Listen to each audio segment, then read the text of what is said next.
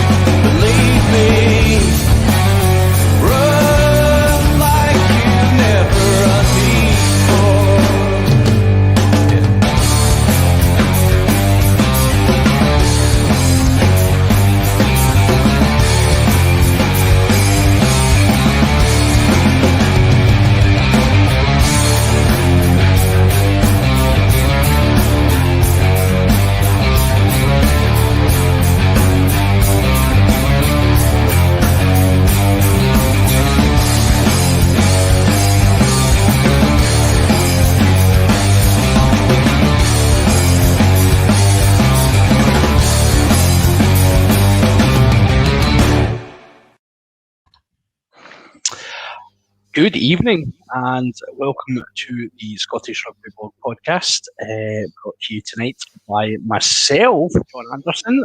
We are Son's leader, again, Ian. He is not joining us tonight. No, he's been getting Bill Gates. Yeah, he's feeling a wee bit poorly. That's not true. Yes. He's done the good and responsible thing and gone and got his he's been fortunate enough ones to go and get. You shouldn't really say that, should be. He's not here. He's not here. Right. He's You're on a corner, Murray. And you don't need to. All right. Yeah. Ian, so it's myself and Ian at the helm again tonight. I'm not going to make any jokes about you being my Robin to me being nipple alert Batman, but it's all good. So tonight we're going to whistle stop tour through a few things. We've got the we should probably let's just address this just now before we go any further. Right, it's myself and Ian tonight. We are doing the 1872 Cup. This is not because so there wasn't a refusal by anyone else to come and join us in what is probably going to be. I mean, after the game the other night, I did jump up and down saying I can't wait to go on the podcast this week. Like there was a definite excitement in my, but it's not. It's by coincidence that it's just me and you. There was other options out there, but it turns out it is just us, so that's okay. Yeah.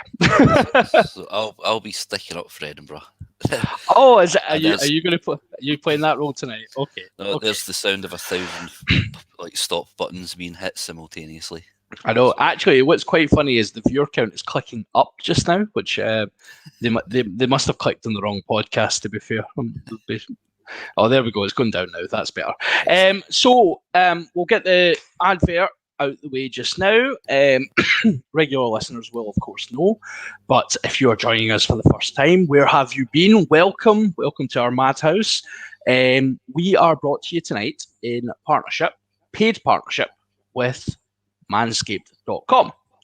So Manscaped.com, for those of you who do not know, where have you been? But they are the premium brand for, let's say, below the belt grooming products for men, as the name would suggest. As I say, we have a paid partnership with them where you can toddle on along to their website, manscaped.com, and use the promo code SRP, as you'll see in the bottom here. That will get you 20% off your order and free shipping, which is quite useful. And yes, your boss will thank you. They also do other products, including toner and ball deodorant. They do a nifty line of aftershave, and they also have a little nose trimmer, which I sampled again the other night. It's actually quite good. I quite like it. Yeah, I've had issues because of my squinty nose. And it is like a forest up there. How far were you chucking it in there? Were you? Oh man! Did you think it was like tickling brains, man? Tickling brains. I was going to say, did you think it was like the thing in Total Recall or something, like up the nose? No, it's because these bits are squint, so it's hard to you angle it. You just need to take the tips off. It's all right. But like I said, there's a lot. And there's a lot of snotters that need escape routes. Mate. Anyway, if you like Ian have a hirsute nose canal and you want to deal with that, as we are allowed to hug as of Monday, hugging is back on the agenda. That was the most British way of saying that you can go and see other people. But yes, hugging is back on the agenda. So if you're fancying a wee bit of hugging and you want to make sure that you're neat and tidy, get yourself over to manscaped.com, use the promo code SRP, and get yourself 20% off. We'll do the other bit of the promos. Yes, you can also, as you know, you're coming to us, watching this live. You might be listening to this on audio. You can support the podcast further. We have a Patreon account. Go to patreon.com/Scottish Rugby Podcast. You will get exclusive content for the paltry figure of £3 a month. You'll get yourself into the Richie Vernon Thunderdome, which will get you exclusive content, get you access to our super secret Facebook page. You can also choose to, if you really, really like what you see. I mean, it's dubious whether you would, but you can pay £5 a month and you can get yourself into the Dougie Donnelly VIP Presidential Lounge. I'm not sure how many different things it's called these days, but Dougie Donnelly's the man. Anyway, you get yourself in there, £5 a month, and you would get your name read out on the podcast. Now, we did have a last-minute change of host, as we've kind of indicated this evening. So I have not had a chance to go and check if we've had any new patrons sign up. But if we have, I promise you will get a shout-out next week.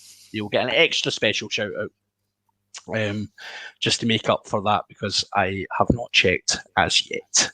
Have you got the logo thing this week? You know, the Manscaped logo thing. You know what? I always forget about that. Yeah, let's bring that wee guy up there. That. You did enjoy it. There you go. There we go. We'll throw a wee bit. For those listening in audio, Ian is talking about the Got Bush Manscaped logo, and then you can see the weed whacker there. Also the lawnmower 3.0 going to town on that bush there. So, and look at that, it's disappeared. So, shall we talk some rugby? Shall we? Let's talk some rugby. Should also say, quite funny, just Andy Lone, always giving us a good shout out, but Cammy, Ian, and the new guy. So, I mean, what was it? Meatloaf that said it wasn't 2 out of 3 ain't bad, but 1 out of 3 is pretty mediocre, dude.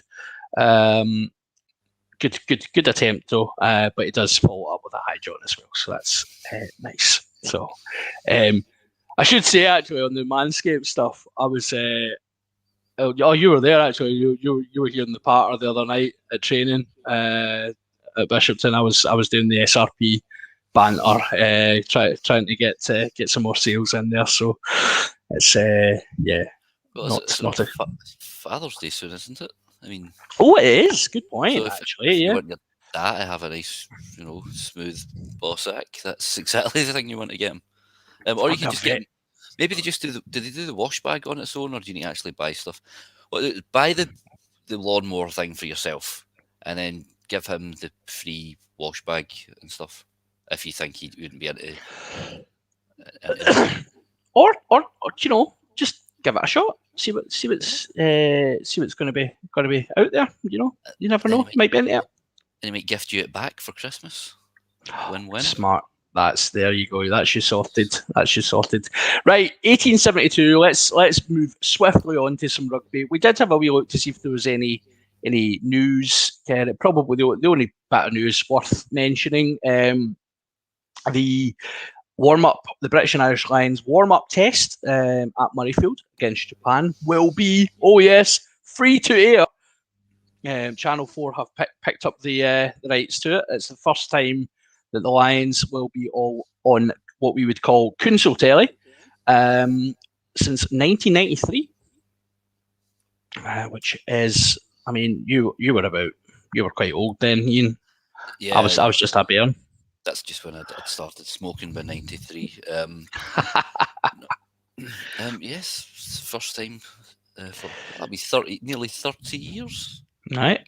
It's good. I think Channel 4 are really, they are doing a really good thing for rugby, in that there's always the complaints about obviously everything going behind paywall, and Channel 4 are fairly new to rugby coverage. With so, like a lot of channels, they've got the rights to the Ireland stuff. So it's there tends to be quite their punditry is quite Irish based. There's quite a few of the salty Irish guys. Although I must say I really like Jamie Heaslip. I actually quite like him as a pundit, and I didn't want to. He was already on the poopy list, but he's redeemed himself. He's clawed himself back out the poopy list. I mean, to be fair, he didn't have this level of competition. I mean, and people going on about Ronan O'Gara, down at La Rochelle. I really enjoy that he was beating one of the Irish provinces with La Rochelle, but firmly on my poopy list. I don't think you're the only one. I don't think so. There's been a lot of shade thrown, as the kids would say, that Neil Francis article. I assume is that maybe being a Hands in the Rock. We'll save that for Hands in the Rock. Let's save it for Hands in the Rock. Yes, we'll do that. Let's bring it up then. So, 1872 Cup decider was this weekend over Glasgow v Edinburgh over at Scotstoun. I think we'll just preface this all with what a game of rugby. Thinking back to the 0-0 after 65 minutes in the first of the 3 legs. What a sensational game of rugby. Definitely couldn't take your eyes off it.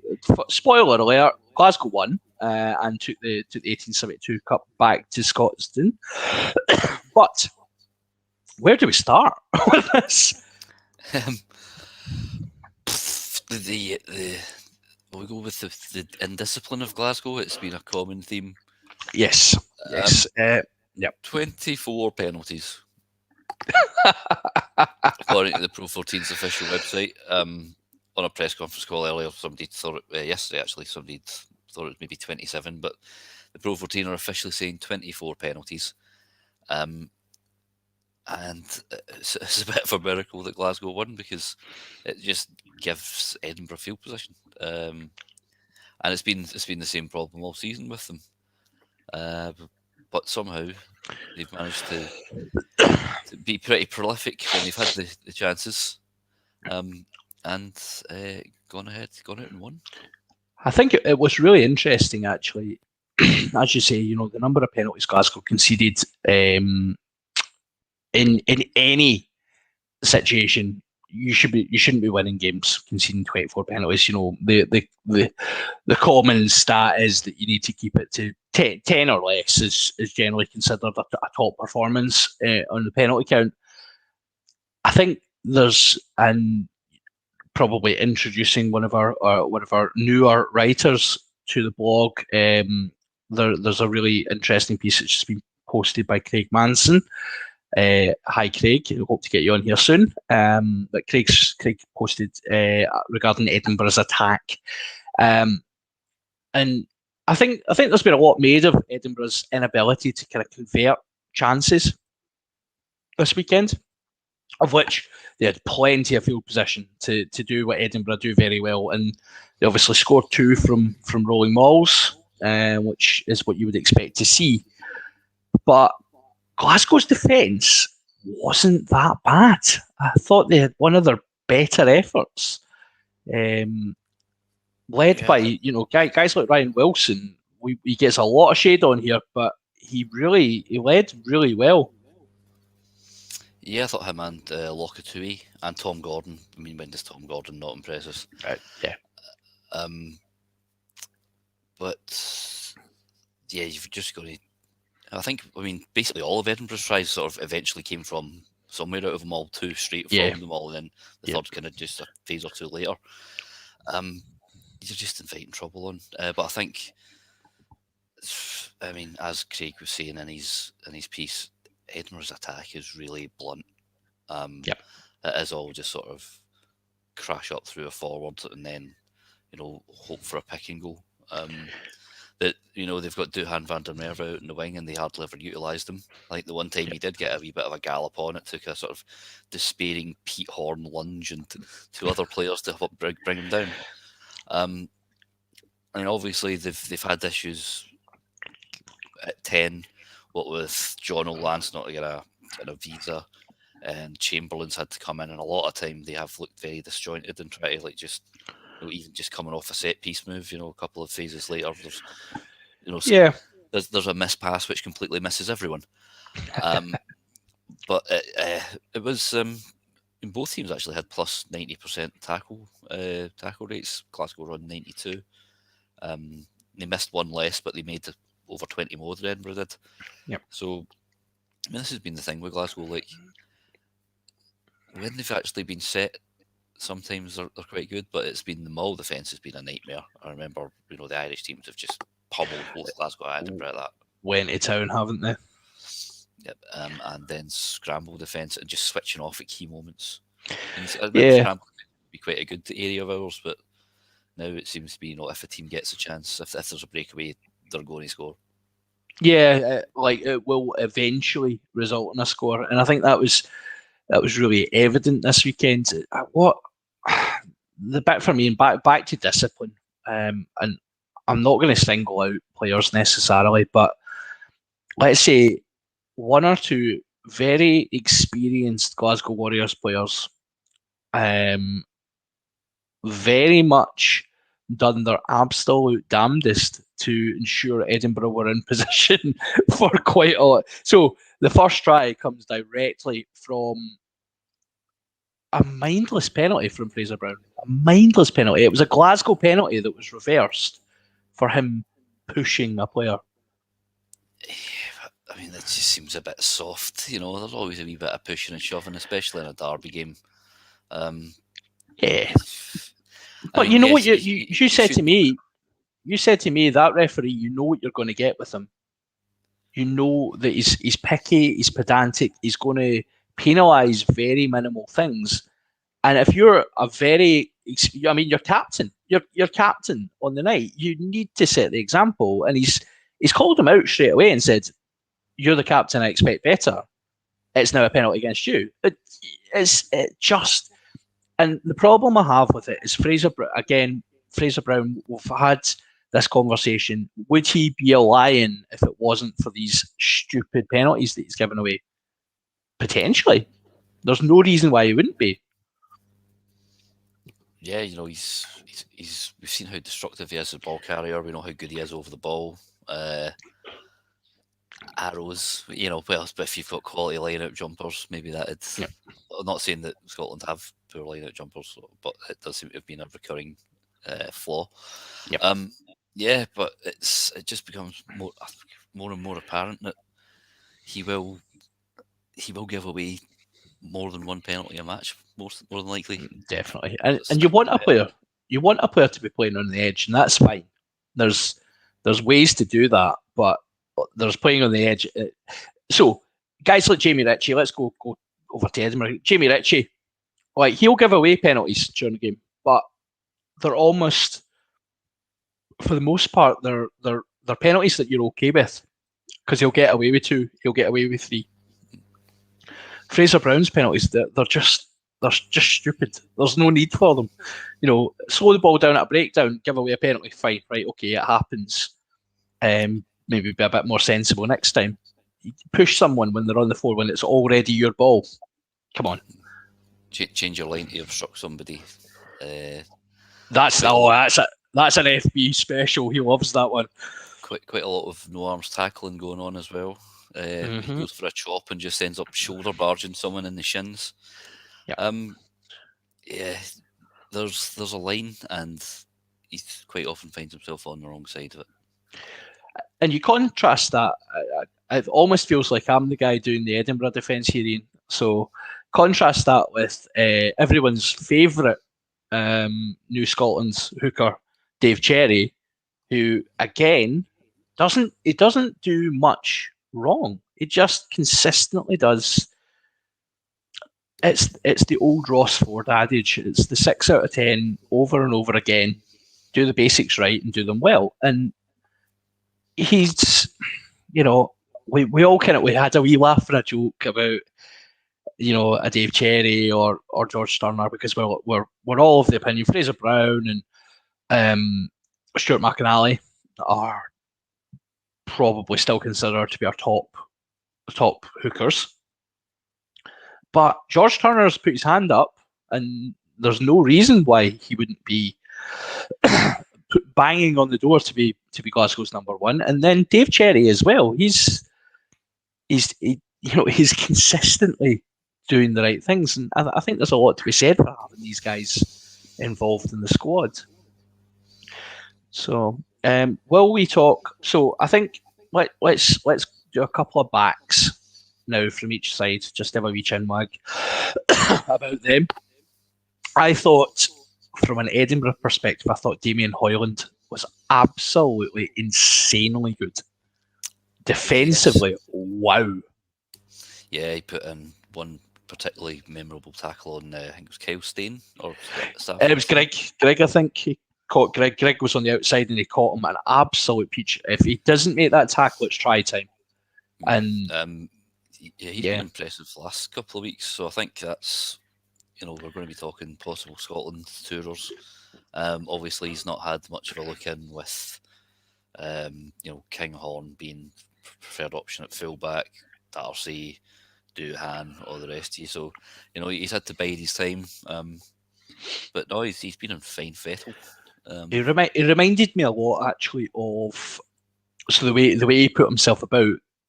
Again, we talked a few weeks ago about the benefits of the Sevens programme, and he reminded me a lot of Lee Jones when he came back from Sevens. That defensive awareness, because in Sevens, you have to make that tackle. If you don't make the tackle, it's try time. So the defensive work these guys get through, I don't think it's something you necessarily get from just playing 15s over and over. There's more of a kind of risk and reward approach. Maybe Nick Grigg should go and play some 7s. He did. He used to play sevens. Oh yeah, he did actually, didn't he? Yeah. Funnily, you should say the other person I was going to pick out for Edinburgh was Ronnie Sow, who also did 2 or 3 fantastic bits of defensive work, and always looks a handful. And again, Fijian, he's obviously played a bit of sevens in his time. Because there was 2 massive turnovers he won. Yeah.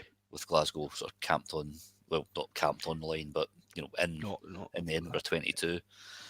So he did spectacularly well in that aspect, and he was all right in attack. But if you're not getting a lot of good ball to play with.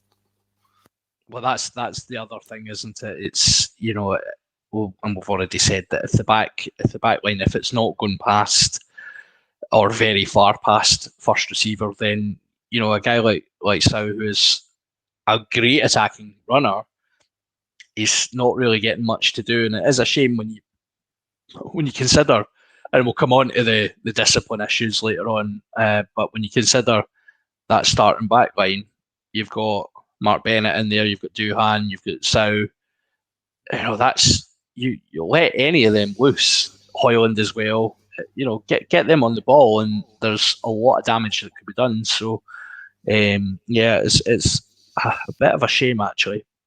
Moving over to Glasgow. So we'll not talk about the man of the match yet. We'll come on to him last, because I think that will lead us nicely into some other chat. But Kyle Stein, what another amazing performance. Yeah, welcome back. We've certainly missed him. There was a couple of incredible kick chases. Again, he's helped win. He won a turnover off Bill Mata, of all people. And then, straight after Edinburgh scored the first try, his kick chases, and Fraser Brown manages to get onto the ball, and Glasgow, extend their lead straight away. He's missed nearly. I think it's been over a year since he's properly played. They were saying 14 months. Yeah, which is a long time out. I didn't realise it had been that long, but obviously, what with the pandemic and all, I remember he got injured just sort of when he'd been called up to the Scotland's Six Nations 2020 squad. And he's not really been able to play since. Did he? Yeah. I think maybe had a run out, but he's a cracking player. I like him at 13 as well because he's a strong defender. He's very, again, benefit the sevens program. His defensive work's great, and I thought what was really impressive with him. Obviously, he's got gas to burn as well, but the energy he was bringing. So he was one of the more vocal guys. And again, when we're still in this situation where you've got no fans, you need players like him who are going to really just give you a bit of a lift and shout and ball and pat everybody on the back and get everybody going, which was exactly what he did. So just before we go on to everyone's man of the match and warrior of the month as well, actually, just announced. Let's talk very briefly about the red cards, shall we? So for those of you who have been living under a rock, the Rainbow Cup, which is a slight colour of beige because we're not actually doing the rainbow element of it, given the issues with travel to South Africa just now. But we are doing new law variation trials, and one of these is a red card can be replaced after 20 minutes. Which I think we've seen the benefit of it later on in the match, but we also saw how it doesn't work. And I'll be interested to hear your thoughts on that, because so the situation was Mark Bennett got sent off for a high shot on Ali Price. I don't think there was any complaints with regards to it. Mark Bennett certainly seemed fairly relaxed about the decision. It came about from a captain's challenge, which interestingly the TMO did review it during the match and then said it was fine. Which, I mean, there was a lot going on. The ball was still in play. That's a kind way of saying he's clanged that one. It was Holly Davidson. Was it? Oh, sorry, Holly. Yeah, well, she Yeah, got it wrong. She got it wrong. It was, she reviewed it during the game. Yeah, I think maybe because there's so many incidents happening, do we need more officials? You know, I mean, we don't need to make it like American football, like 40 flags on the play, every line of scrimmage. That's it. But I mean, there's 30 players on that field. A lot of stuff going on off the ball, beyond the ball, everywhere, and on the ball. So there's a lot of eyes needed. So could we maybe, and this, because we end up spending half our time whinging about referees. We do. If we had more referees, would it be better, or would it just make more of a mess? Would there be more people to whinge about? Indeed, like we need any reason. I know. So the way it transpired, Glasgow actually had Rob Harley in the sin bin at that point. So in reality, they only benefited from 10 minutes or so of red card time. I don't even think if even that. that. Because then Mr. Kebble, Ollie Kebble, went and got himself sent off for right. We'll not talk about Mr. Purgos's role in this yet, because I think we might have a wee chat about that later on. But Ollie Kebble, for what it's worth, elbowed Henry Purgos off the ball. The play was dead. Purgos was being niggly, trying to get the ball off him when he shouldn't have been, and got promptly elbowed in the face, which resulted in another captain's challenge from Edinburgh and a red card for Glasgow. So, Mark Bennett was a shoe-in red card. I'm happy with that. Kebble? The amount of force is one thing. They were saying that during columns, John Barclay and Chris Patterson. The only thing that could have negated it is the amount of force that was put in, because it was a violent shrug of the shoulder, shall we say, with a elbow going into face. It was stupid. Kebble's got a bit of a temper. We've seen him lashing out a few times, and derby match, scrum half, tempers need to be. You need to make sure you're on point. Nice. Yeah. I think you're absolutely right. I think you know fine well. Like, so 10 years ago you might have got away with it. 15 years ago you might have got away with it. But now there's if cameras. You're All Black, you'd get away with it. If you're an All Black, you'd get away with it. But now with all the sort of onus on player behaviour, it's just brain dead. It's so stupid of him to do that. And we've got Sam Laycock is kind of saying it looked worse than it was. Yeah, it probably did, but actually ultimately it's not about how it looked. There was contact, however much you want to say, there was contact, and he has lashed his elbow out, and players can't behave like that anymore. It's, people need to get away from this idea that we can have the rough, tough enforcer, out doing, grabbing people by the throat and throwing elbows and punching folk. That's not the sport we have anymore, and it's for the best. Like, I would happily have that debate with people that, if we want to go down the good old days and let's let the boys play, we'll have that argument. Does that deserve a Luke Clarkson? I think it probably does, doesn't it? All right, 2 seconds. There we go. There we go. Right, I've woke Claxon myself.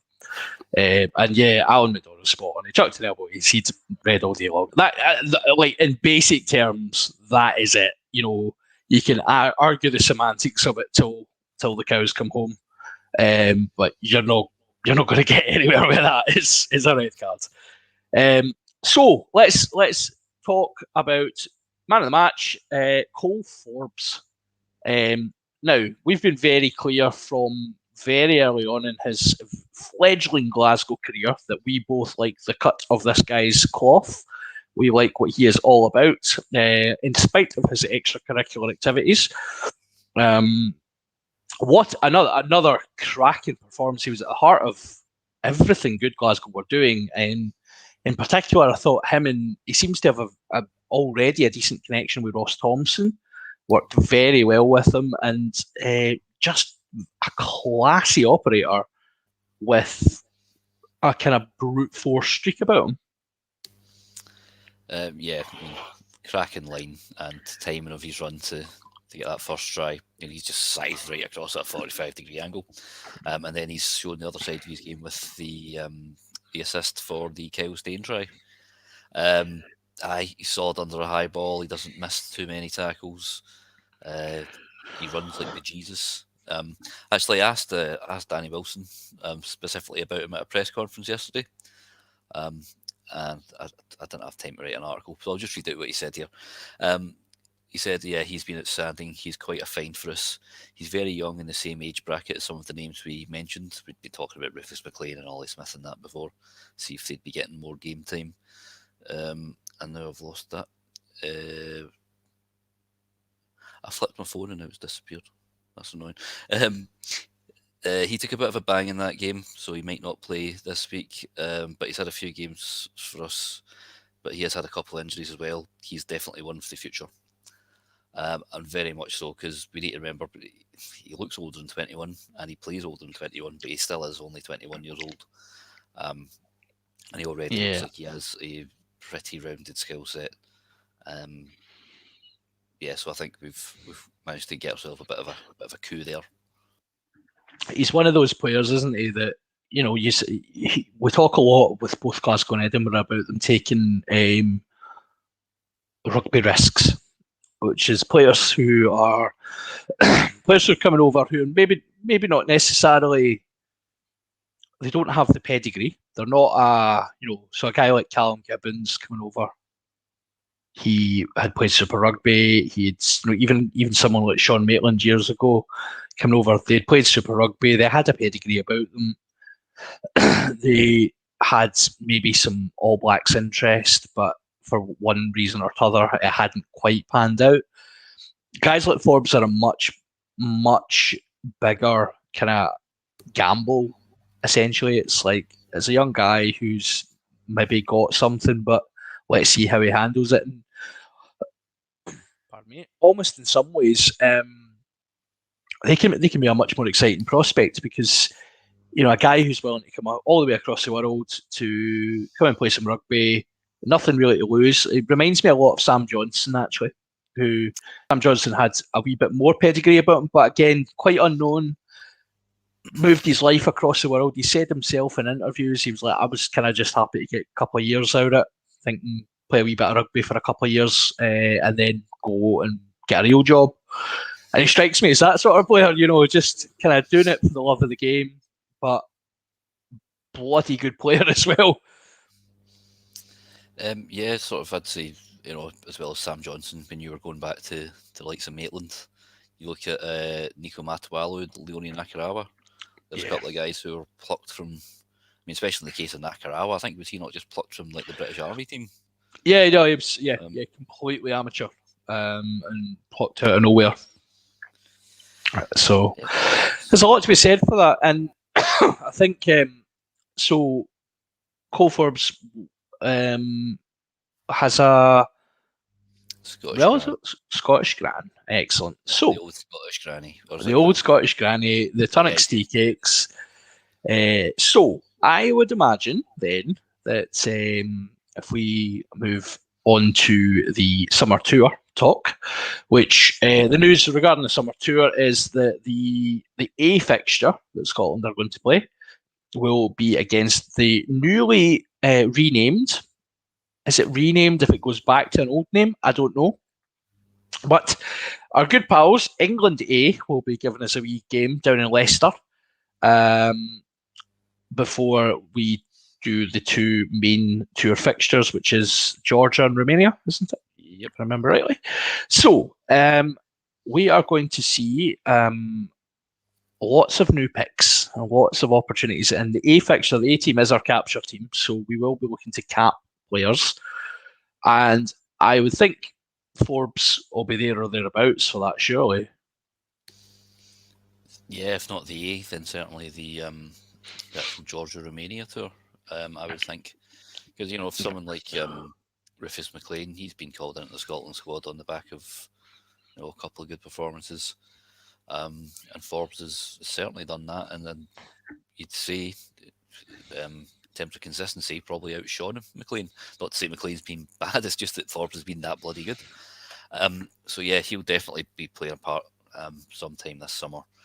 They might even just try him out in the A game and then sort of say, yeah, I think we will take him. Because, I mean, Georgia, to be fair, I think the England A game is probably going to be the hardest of the three fixtures. Because, you know, we know that England have got a lot of strength and depth. Yeah. We should probably clarify that England A, for those who are of a certain vintage and are listening or watching, the England Saxons, as they were known. So the RFU continue to do that, what Exeter Chiefs have failed to do, and are recognising that sometimes a name is very important, and they wanted to rename the England Saxons as England A because they thought that was more representative of the diversity of culture that they were trying to encourage within the RFU. It also links quite heavily into the work that has already been started by Hugo Monnier and his task force of work down there. See, I didn't know. I didn't see that explanation that they'd changed the name, and I'm glad I didn't see it on Twitter because I imagine that was a pure gammon fest. I would imagine there was ham. I mean, that would have been like a butcher's, mate. Yeah, it would have been a cheese and ham baguette with extra ham, I'm thinking. So maybe with some pickle. Maybe cheese and pickle with a wee bit of ham. Because I'm thinking mainly ham. Mainly ham, because I'm thinking pickle. I don't know. In my head, pickle's like the next level of gammon. You know, like you've got gammons, and then you've got like pickled gammons. I don't know if a pickled gammon's a thing. When they're just so puce that they've you know, yeah, they've been so angry, consumed by their own gammondom, soaking in their own brine of fury. Oh dear. So, 2 seconds to cough. Yes, I'm still choking here. Yeah, that was the logic behind it. So I think there's an opportunity there to make sure that we capture a few people. There's a few names already in the a few of the normal names that kind of come up at this point. Yeah, Ashman already does seem committed to us. However, Eddie's batting his eyelids at him and giving him the come hither. So we shall see. I think the A will be a really interesting one because you've got obviously Mike Blair's leading the team, and I would imagine it will be used as a capture for a few players like Forbes. But I wouldn't be surprised if we see a lot of familiar faces in there. A lot of guys like the lesser spotted Blair Cowan might make an appearance, for example, out of nowhere. Yeah, I think his race is run. Josh Bayliss, I think, will be one. One person who will not be going is Grant Gilchrist. He's had to get ankle surgery, I believe. So he's out for the rest of the season. Yeah, he came off after, I think it was 65 minutes. It did, yeah. So I believe Gav Harper said he'd had to get surgery. Right. So that's Gilco once again ruled out of a summer tour. A summer tour, yeah. How many summer tours has he actually managed to be on? Probably. I think he does it on purpose so he can go on holiday in the beach. So, yeah, Aye, he's actually. I've got a fortnight at Forteventura booked. I'm not missing that. He's actually booked in just north of South Africa for a wee jaunt. The geography 6 ride again. But yeah, I mean, my logic for a guy like Blair Cowan, I totally agree with you. His race is run, absolutely. But I think the mistake they made a couple of years ago with the North American tour, with that famous loss to the US, was people talk about the experience that we didn't have that day. We should also remember that our current Scotland captain made his first. He was Scotland captain for the first time that day. I think he's matured a lot since that day. Let's be fair, but there was a lack of experience that day, and I think it was kind of borne out in the way that the US were allowed to dominate that fixture. So I don't think they'll let that happen again. True, and he is a canny operator, and seems to be playing some of the best rugby of his career at the moment. Yeah, I think it would be as a sort of, well, almost like an enforcer kind of role, or just more of a nanny almost. And then you could have the likes of, I don't know, maybe Luke Crosby playing with him at 6, so you've got that sort of dual open side thing going on again. It'll be there as it'll be the tour barber as well. That as well, yeah. Because everyone knows that, like, I mean, some of the Barnetts that have been on the go since the hairdressers. I mean, even since the hairdressers reopened, people have obviously said, "Do you know what? No, I'm going to do this myself." And I think there's a role for someone like Blair Cowan to really fill. Yeah, the psychological boost of having a decent haircut for the players, if they walk onto the pitch proud of their appearance, confident in themselves. So, do you think then for the summer tour that we are going to see? Apologies. So Townsend always has a let's call it Tooney's pick, where he plucks someone out of absolute obscurity to join the Scotland squad. Will we see any of those, or do you think maybe Townsend, given that he'll have his he'll be busy elsewhere? Mm-hmm. Do you think maybe we'll maybe not get Finlay Christie, for example? Yeah, I can't see him like that. There seems to be a lot of chat coming out of Edinburgh about Ben Mancaster. He's highly rated, so, and as one of these guys, I think primarily he would be viewed as a number 8 or a blindside, a sort of traditional blindside, and that's always one area we're a wee bit short on. So there is a possibility that he'll be going, or, I mean, what are the chances of someone like Adam Ash making a comeback? Depending on how things are going in LA. I would have to, I mean, it would depend on the Wi-Fi signal. Yes. Moving swiftly on. Yeah, so there we go. Thank you, Gordon McCracken, for jumping in there. Somebody had to. We've had Finlay Christie. Like, who's the other ones? Nathan. Ben Vellacott. Ben Vellacott, of course. Now that he's signed for Edinburgh, of course he's going to be. There's a boy that plays for Saracens, Andrew Christie. Oh yes, aye. He used to be Scotland's under 16. He's played under 19 for England. There we go. You could try and lure him. That's how he. Yeah. So I mean, basically, what we're saying here is anyone that has even the remotest possible connection to Scottish rugby, if we can get them hooked up, let's get them on this A tour. Let's get them along. I don't think so. Whilst Mr. Hunter Hill is a very, very, very talented rugby player, I'm not entirely sure he is completely. I don't think he'll be touring for Scotland. I'll leave it at that. I don't know. I would love to be proven wrong. I would think that, we've seen that time heals wounds. Just think about Tooney Toonie and Finn. Toonie and Finn. Yes, we have seen that time heals wounds, but we've also seen that, as predicted, John Hardy has not played for Scotland again since his exile to Newcastle. So, yes, there's not saying that it's comparable. Let's be very clear.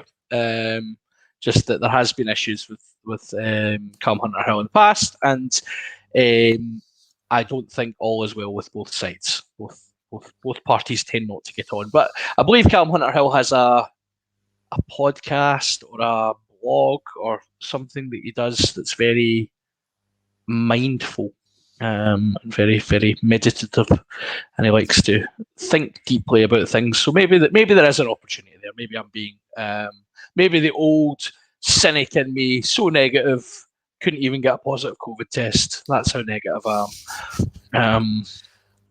So yeah, two negatives make a positive. That's basically our whole rhythm section, Ian, in the band. We're so negative, we make it positive. So at the time it becomes jazz. That's it. Yeah, we make the time. Will Gary Graham ever play again? Yes, I would imagine so. I would expect him to probably feature. He's not, when he's had his chances, he's not exactly grabbed them. He's tended to just give away penalties. Yeah. I mean, as long as this is the thing, if he keeps performing at a high enough level in the Premiership, then obviously you can't overlook him unless there's something particular about his style that Townsend doesn't like. But he has picked him before. He's managed to make him, he's lured him to the light side of the force. So, I mean, there's a chance for him, but I think he's going to have to realise after his last performance, he's probably pushed himself back to the bottom of the queue. Or near the bottom. I think so. Yeah, I think. But again, that's where this tour is a good opportunity for players like that to, they've talked about that with the Lions actually, about players almost playing themselves back into form, and there's an opportunity there if you're going into hopefully quite an experienced Scotland setup. But there's going to be, if Gary Graham goes on tour, he's going to be one of the more experienced rugby players on that tour potentially. Whilst he doesn't have international experience to the extent that some others may, he's been around the block. He knows his way about a rugby pitch, and there's a confidence that can come from that, just knowing that you are one of the elder statesmen. And sometimes that's all it takes for a player to really find their feet at international rugby. So let's see. But I agree with you. I think and actually, I'm kind of talking myself around here, but like I've had him at the back of the queue for quite some time anyway. I didn't get on board with the Gary Graham hype train, despite the fact he had a wonderful beard. Yeah, a beard does not always maketh a man, as can be seen here. You kidding, Ian? You are very manly at training yesterday, don't you worry. So yeah, we'll I still have not worn my yellow boots yet. I'm just waiting to wear these yellow boots and get my ass handed to me. I know, just wait till contact training's back. They are ridiculously comfy though. Like, I really want to run about in them because I've tried them on. Like, oh man, these are really comfy. I love Puma boots. So, anything else summer tour wise? Is anything else? I can't really think of any other bolters. Obviously, Cummings took a bit of a bang. Friday, Glasgow so came out and said he was. They were quite cryptic about the statement. Actually, they said he was fine and he was well enough to be involved in the trophy presentation at the end of the match. So, and I saw him when I watched the game back the other day there. I did see, like, at the end when they were all shaking hands and stuff, he was up and about and he was talking to, I think it was Jimmy Ritchie actually. He was saying, he kind of was indicating, I'm all right, I'm fine. But it was a very shocking one actually, how quickly he was down. That could be just one of these things. I've heard it's just a wee sort of trigger at the back of your jaw. I think it's like a knockout button. So I remember there's a sort of UFC Big Brother, and there was a guy that was convinced he couldn't get knocked out. So he's like, "Oh yeah, you can't knock me out, bro." And this dude he's like, "No, you can. It's like it's a physical reaction. It's not a mental thing. It's not about heart or anything. It's a physical thing. You get knocked out. You can't knock me out, bro. Drill down you go, son." Yeah. So yeah, hopefully comes Roy Hutchinson. Yeah, there's Gordon. Like, not being funny, but Gordon, I think you should be on the selectors. So if you can just get in contact with SRU, we know they listen anyway. So to the poor intern that's having to listen to this, Lang Hutchinson at 12-13, that might be an option. I'm going to get accused of Glasgow bias, but I just can't see what everybody else sees in Lang. I want desperately to be proven wrong. Yeah, I'm just thinking maybe he's one of these guys that takes. He could be the new Chris Harris, just takes a while to settle. But obviously, that's going to turn out. Edinburgh. But whenever I'd heard people saying he'd be playing well for Harlequins, whenever I stuck it on, he'd have a shocker. He's played well. Watch this. Oh wait, he's just thrown an intercept past and cost his team the game. Dang. No, I will see a lot more of him, and obviously he'll get more time probably at Edinburgh, as he's one of their sort of bigger name signings so far. Yeah, I think Chris Harris will be the new baseline for Scotland debutants as they come through. We'll go, is he a Harris or is he Harris or Hugh? Harris or Hugh? Yes, it's our new benchmark. Harris or Hugh. So yeah, it'll be interesting to see what the selections look like. I would imagine as well there'll be a few guys. Probably a few guys they'll use. So obviously we're now at the middle of a World Cup cycle, which is terrifying given that it feels like 12 minutes ago that we were playing this mob. We were arguing about a tsunami. I know, right? But midway through a World Cup cycle, normally teams like New Zealand will, they'll normally rest players. You would normally do a kind of a rest gap period at this point, so we might see a few players given the summer off. And we also might see a few players who are given the summer off with a view to making sure they're in the vicinity of Joe Berg in case of emergency for the. They got last summer off. They don't get this one as well. That's true, actually. Yeah, maybe that will have an impact. One of my concerns would actually be Locke. Now thinking about it, with Cummings out, Gilco out, Johnny Gray. Well, we don't know Cummings is out, but obviously he's going to be a concern. Gilchrist is out. The lesser spotted Ben Toulis, is he still on the injury list? I'm sure I've seen him in squads. Everyone's favourite, like Scottish Rugby's Thor himself. Mm. I think Ben Toulis could be a shout. Alex Craig as well would be. He'll be there. What we have seen is looked good, but he could be an option. Sam Skinner.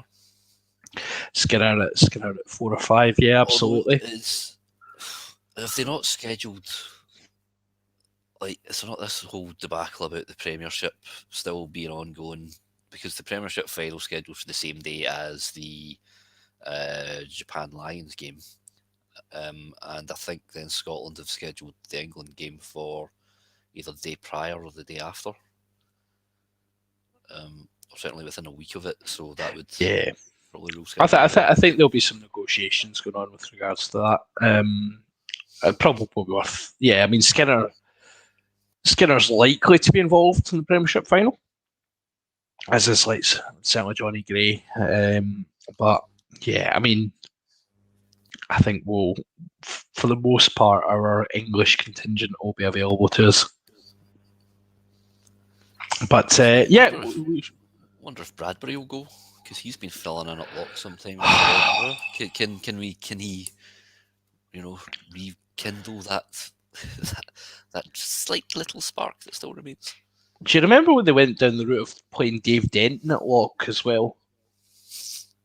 I mean, what is the deal with putting brutish Edinburgh 8s and putting them at lock? I'm not on board with this. Need to have some words, but Bradbury's a really interesting one. I think he, is he young enough to say that, is he old enough to say his race is run? I don't know, but he hasn't, he's just not done anything to justify being anywhere near international selection forever. Wild card. Go for it. Oh, that's a great shout, actually. Yeah. Is he playing out? New Zealand. He's out. Waikato, yeah, that's what I thought. Yeah, I thought so. Yeah, that's a great shout. Because he's very highly rated over there. So yeah, and he's not like oh god, I've completely forgotten his name now. Blake, the Blake boys. Oh no. What about someone like Kieran Mcdonald? I just don't. I mean, he's broken all the time. Yeah. I don't. But he looks like. I mean, I've got a bit of an affinity with Kieran McDonald because of that hairdo. He just looks so like I'm so bald. It is. I mean, fair enough. Again, if we go back to our logic that people will be picked on their tour haircuts, then Kieran McDonald's obviously a problem because what is Blair Cowan going to work his magic with? Like one of those TV shows, I'm sure he'll be able to backcomb it and do something magnificent, majestic. So based on that logic as well, Nick Gregg will go as tour captain with his freshly installed plugs. Well, speaking of which, Stafford might do. Although he had a good game. He did. Yeah, he's good. He did. You've been beating the Stafford drum for quite some time, actually, asking where the hell he's been. Yeah. He had a shoulder problem, so he was out for basically 6 months. He was on the press conference yesterday. I can't say much more. I think it's still under embargo, but I'm sure. I mean, we can all look and see that he was injured for 6 months. So yeah, it's good to see him back. So I think he's a really good player. Big brute of a boy. Yeah, he's the sort of boy who looks when he takes the ball into contact. Like if you're not paying attention, you're like, oh, that's a big back row carrying the ball in. He's very big lad, 6'5". Yeah, 6'5". Same as Blair Kinghorn as well. He's 6'5", which is bloody massive. So let's just do this before we go on. So what fly halves do we reckon will go on tour? Thompson, Yako. I don't know if Hastings will be fit. Donkey Weir. I think he'd take Chamberlain ahead of Weir. I think it would be sensible to take Chamberlain ahead of Weir. Because my views on the regressive approach taking Duncan Weir is. I think Thompson's spot on. Yako will go for because he's got experience. I don't know. Hastings, he'll either not be fit or he'll get the summer off to go and move, because they quite often do when you're moving to a new club. You kind of get a bit of time off to go and kind of make your way down and settle in. It's one of the better things the SRU do. So Hastings. Could Kinghorn go as the emergency 10? That upsets me. He's played a Champions Cup match there. That upsets me in a lot of different ways. I knew it would, but it's not. I'm just saying, who could go? I would probably imagine that someone like, Lang, but yeah, saying Edinburgh. He's moving to Edinburgh now, so he might get a bit of time to Yeah. Who knows? Maybe I would think Thompson and Yako are probably nailed on. Duncan Weir's a possible.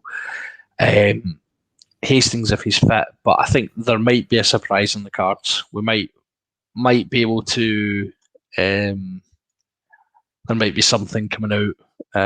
Who knows? There might be someone somewhere who wants to play 10 for Scotland. Charlie Savala, the Edinburgh boy, because his dad's Scottish. There was an interview with him yesterday as well. There's loads of fascinating stuff. He's an interesting young man. Cool.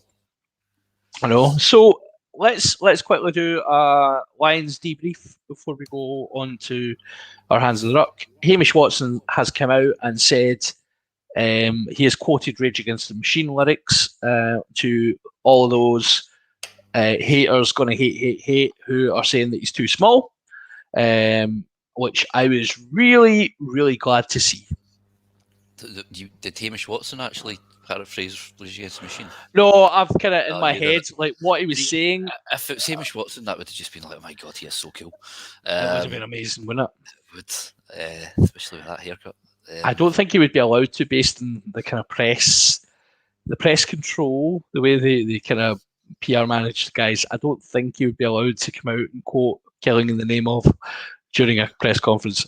I mean, if it happens, I will applaud, but I don't think so. That's the new Bears do get on like references of players put into their press conferences this week. Oh man, do we need to do another Lions debrief? I've been talking about this number. No, we don't. We just need to say Hamish Watson has come out and said he's annoyed at people mentioning that he's too small. He's pointed out that in other sports, dynamic positions are normally held by those small, strong, and fast players, which he obviously identifies as. Other than that, Danny Kears came out and said he was gutted to not be picked again. You would think, I mean, honestly, I have no time in the world for Danny Keir. I actually don't like him that much. So my heart truly bleeds for you. This is the size of the violin you have. For those on audio, I've got a tiny little violin here. And I'm just going to... There you go. That's so... You need to get a new synthesizer if that's your violin sound. Mate, that's my violin for Danny Keir. You see, if Hamish Watson's too small, right? Did people say that to Roy Jones Jr. when he went out in the ring against Nikolai Valuev? No, they did not. Hell no. Was it eight weights the team win world titles at? Something like 5 of the major ones and then sort of subdivisions. Yeah, no, it's absolute crap. It's all the miserable drone journals that keep peddling out this pish. And we had Neil Francis. Well, let's hold there. Neil Francis, right? Let's do this.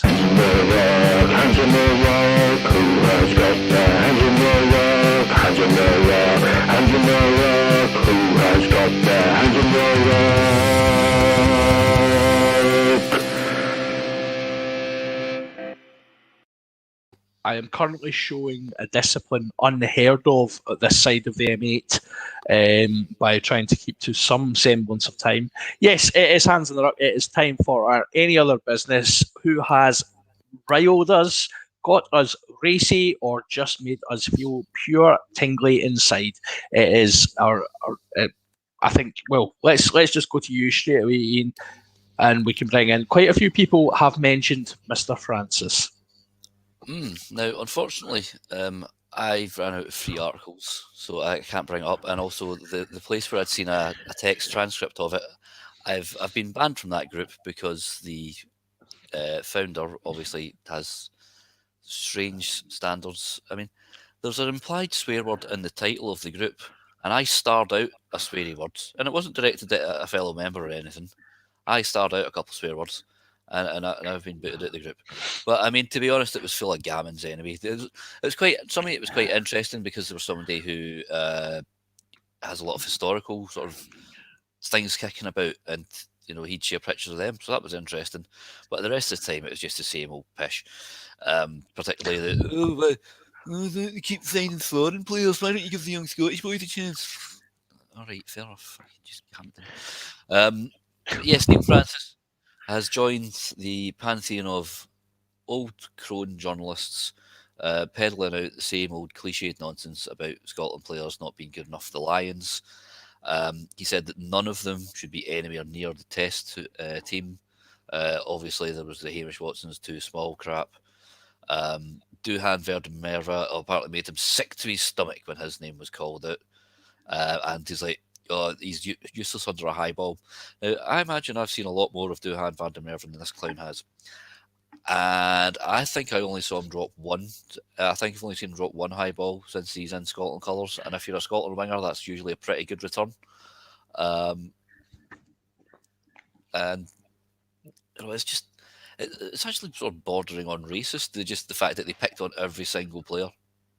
Yeah, let's deal with racism for a second.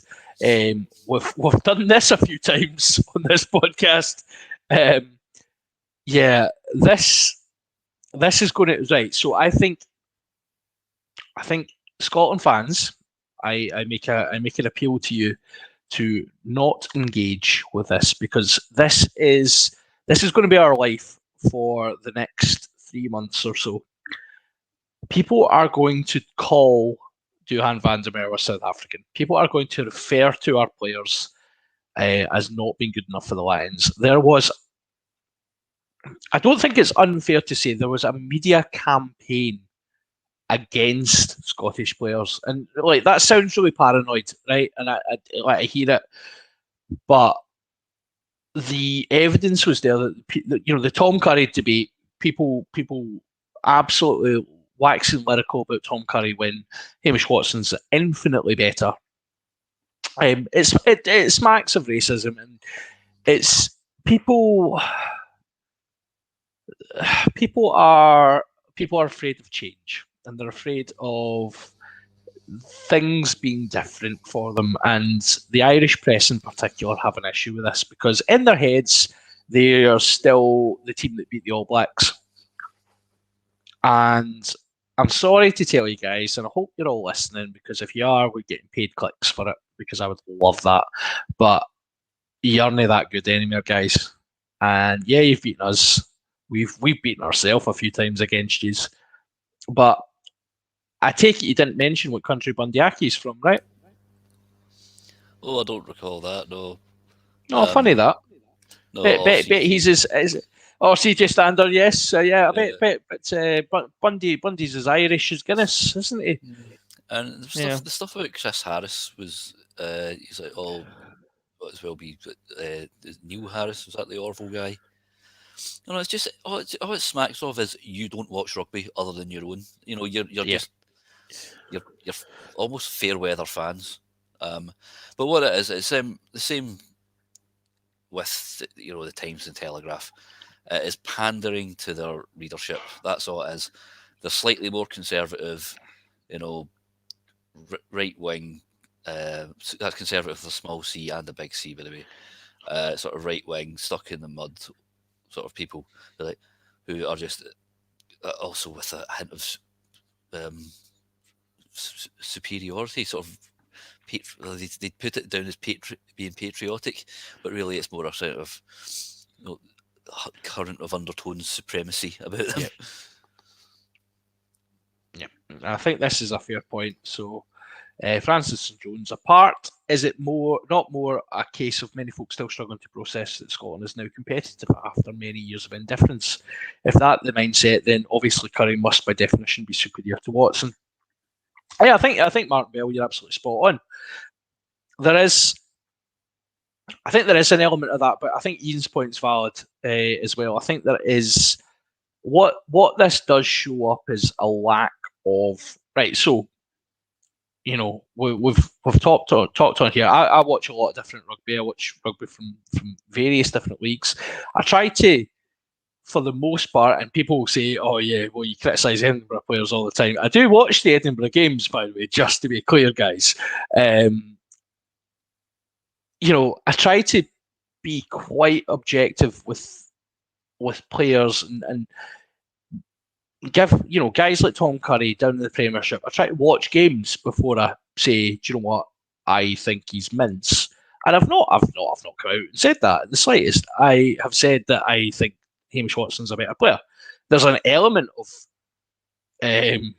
Scottish pride that comes from that, but also, like, objectively, he's a better player in all the stats and what I've seen with my admittedly non-professional eyes. As a rugby fan, I prefer Hamish Watson, but it wouldn't stop me saying that I think that X player, I think Lewis Rees-Zammit is a phenomenal player. Do I think Darcy Graham should tour? Or do I think, I'm struggling to say Glasgow wingers just now because we don't actually have that many decent ones, but, or experienced ones, should I say. A guy like a few years ago, Sean Maitland, for example, former Glasgow player. Do I think that Sean Maitland should tour over Lewis Rees-Zammit? Absolutely not. Because Lewis Rees-Zammit is a far better attacker just now than Maitland is. So, it's speaking with a degree of authority about players that you've actually watched and not just speaking because your viewership thinks it would be really funny if you criticise Scotland all the time, which pundits do. And it just shows lazy journalism. And before you know it, these lazy journalists will get caught in a Wikipedia trap somewhere. The tangled webs that the black widow spider weaves. So, yeah, I mean, that wasn't even going to be my hands in the rock. It was actually going to be Mike Brown. Right, go for it, Mike Brown, then. Let's have.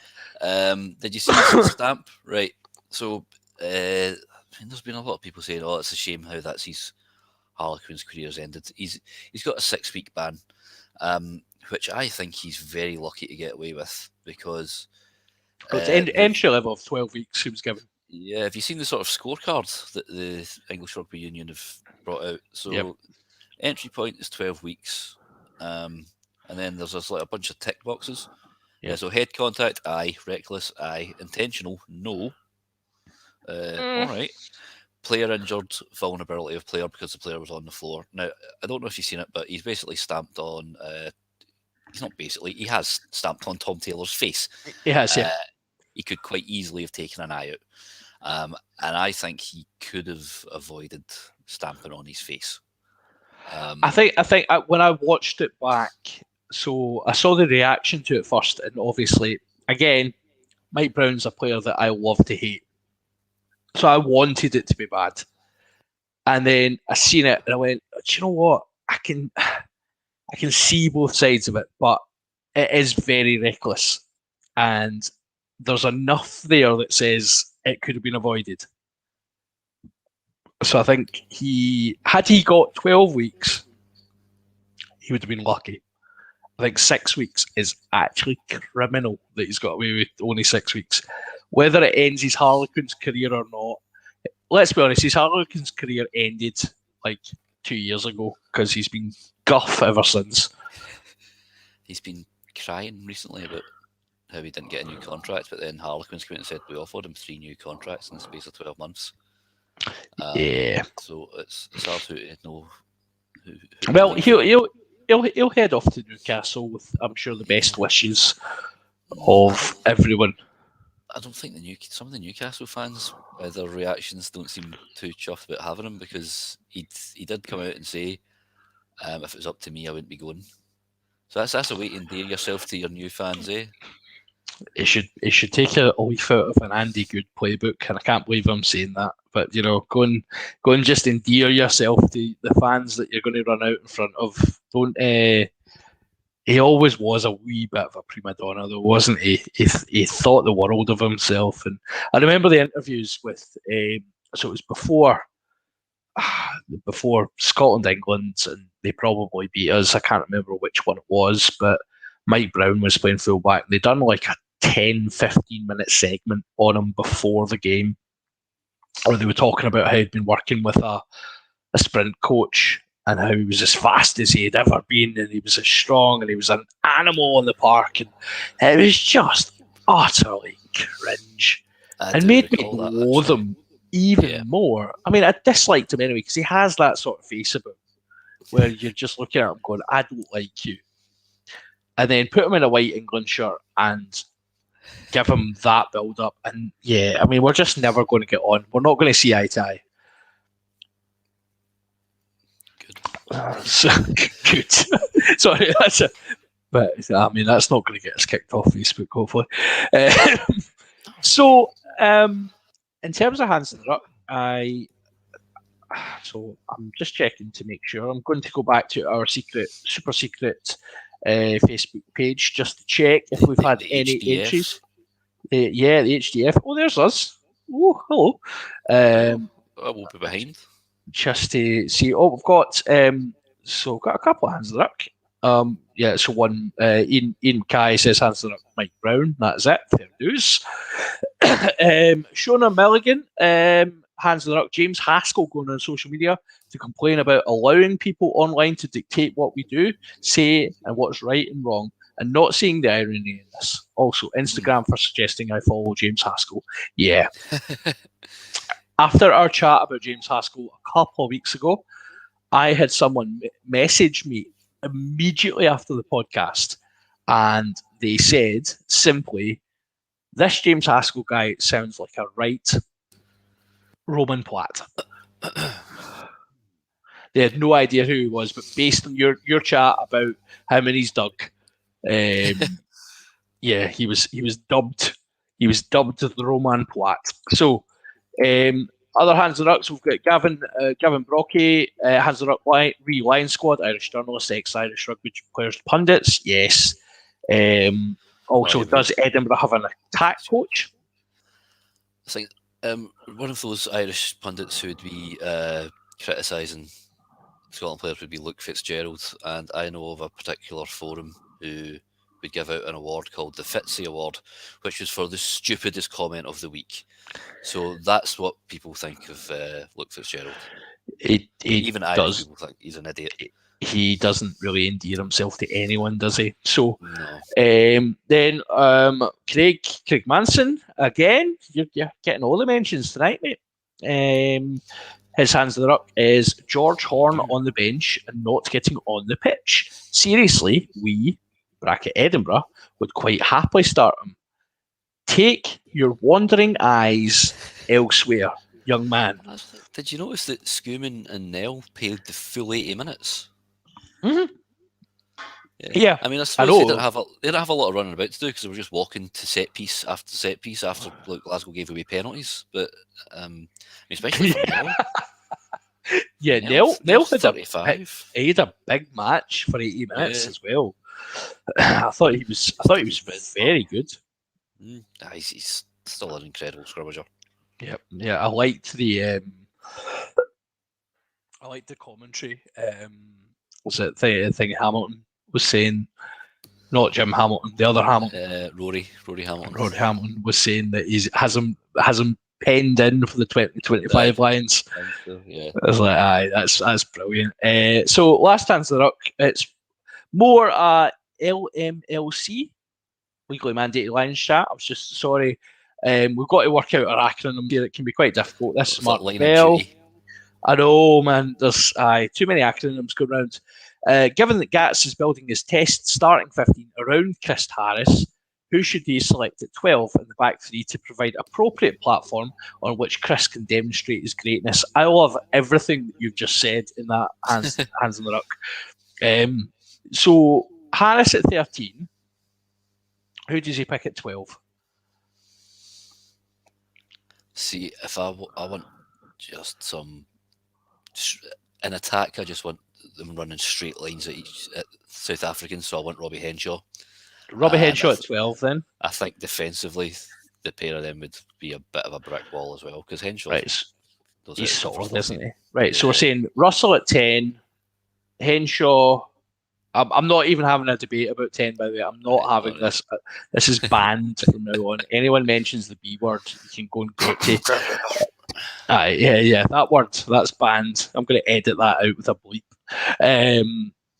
So Russell at 10, Henshaw at 12, Harris at 13, Duhan, Hogg, And who's our last wing? Either Watson or Reece Samet.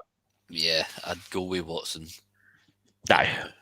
The new until Reece Samet plays the first test and absolutely runs rings around everybody, and then you go, "Aye, you're quite good, mate. You can be on our team."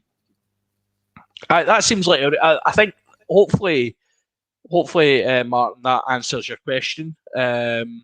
We think Henshaw's your 12.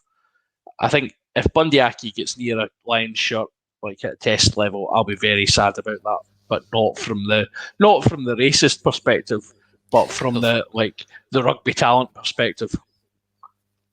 But I know you like Aki Ian, so Well, just because it's made me look clever. That's the only reason. I love it. So my hands in the ruck, just to finish this up. We're fast approaching an hour and a half. I thought we'd be on for an hour max. My hands in the ruck is back to the start. Lovely. All the way around we go. Henry Pyrgos. And Henry Pyrgos' reaction to being elbowed in the face. I'm now going to let loose a little bit because I was quite reserved earlier on. Yes, Keble did make contact with him. Henry Pyrgos has absolutely milked that for all it's worth. And anyone who disagrees, he goes down, holds both sides of his face, and then immediately gets back up and starts pointing fingers. I don't know the last time you were elbowed in the face, Ian, but last time I didn't really feel like getting back up and pointing fingers after it. I felt a bit sore, like I'd been elbowed in the face. And when I last got elbowed in the face, it wasn't by a 20-stone South African. Sorry, I should say Scots qualified South African. Yeah, but then that implies that Keble's just got so much force in it that it's caused a shockwave through Pyrgos' jaw, an entire cranium, which has forced him to clutch both sides of his face. Yeah, I think he realizes once he's decked it, he's kind of Neymar'd it. Because when it kind of hits him, it's in the lower part of the jaw. It doesn't look a mass amount of force, but he's gone down with the double clasp. The famous double clasp of Rivaldo, wasn't it?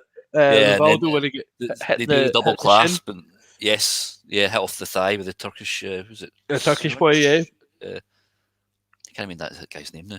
Was it Henry Chan? Was it?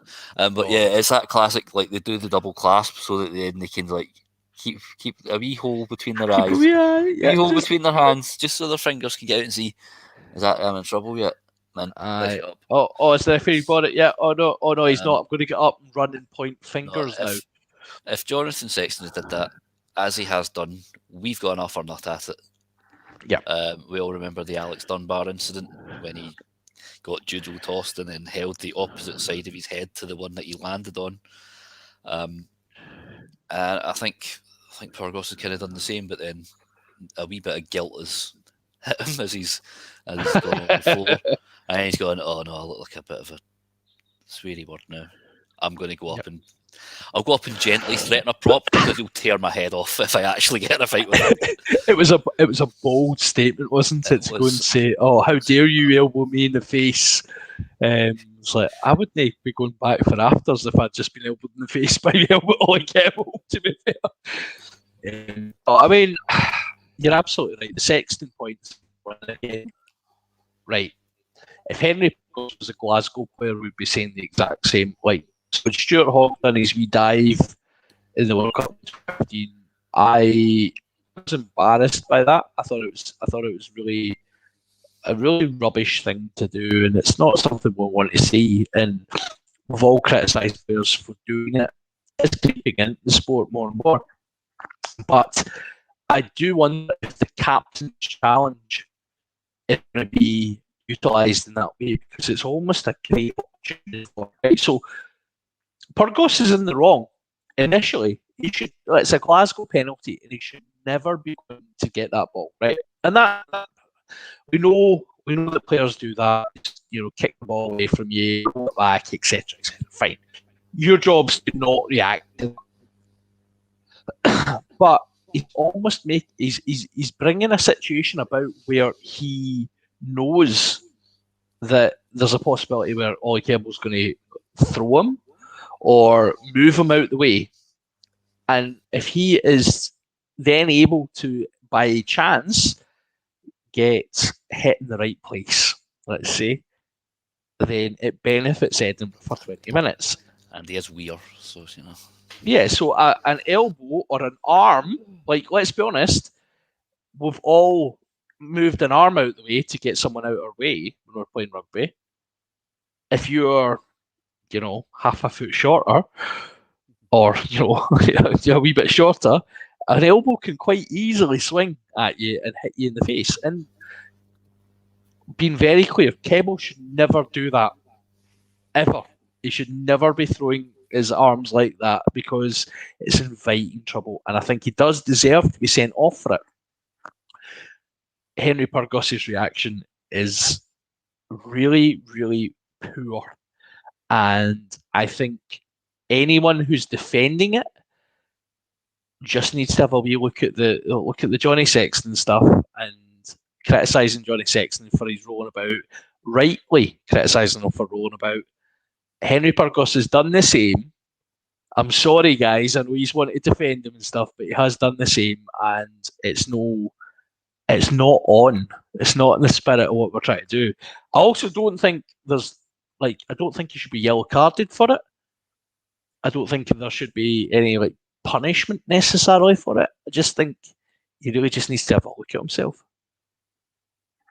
Take a look at yourself, mate. Take a look in the mirror. Take a wee look in the mirror, man. Mirror. So, 1 hour, 31 minutes, and I think, unless there's anything else from you, good sir. No, I've prattled on quite enough. You've prattled on quite enough. I have blown my voice out once more, so I am probably all done for the eve. So, with that, if you hobble to the kitchen at some point. Jeez. Hobble to the kitchen. Well, do you know what? I bet your hobble is more comfortable because you have got your Manscaped.com kit. So, if the pH balance is absolutely spot on in there. Exactly. Thanks to the ball deodorant. Love a bit of ball deodorant. Oosh. Right. Anyway, thank you everyone who's got involved tonight. Thank you for all your comments. Good to see some new commenters out there as well. Get yourself involved. We will be back next week. I will be back next week. Hopefully, we're talking about more 1872. Is it? Can we call it 1872 next week? No, it's probably just Edinburgh, Glasgow. The 6th Glasgow Edinburgh match in the last 9 months. It's becoming like a police academy series, isn't it? We're going to have Edinburgh, Glasgow 12, the mission to Moscow. I've seen at least 6 Police Academy movies. I've seen them all, and I actually am a big fan. I just want to put that out there for the record. When I was a kid, I had them all on VHS. Oh yeah, yeah.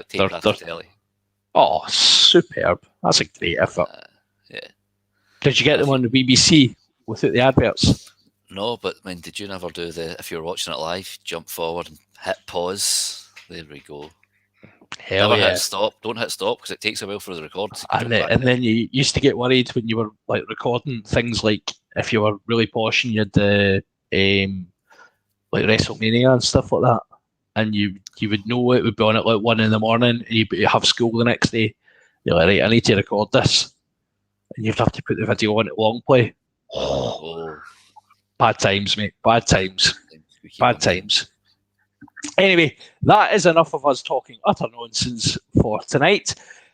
Have a great evening, everyone, and we will see you again. It has been a pleasure. So it's bye from me and bye from Ian. Cheery bye.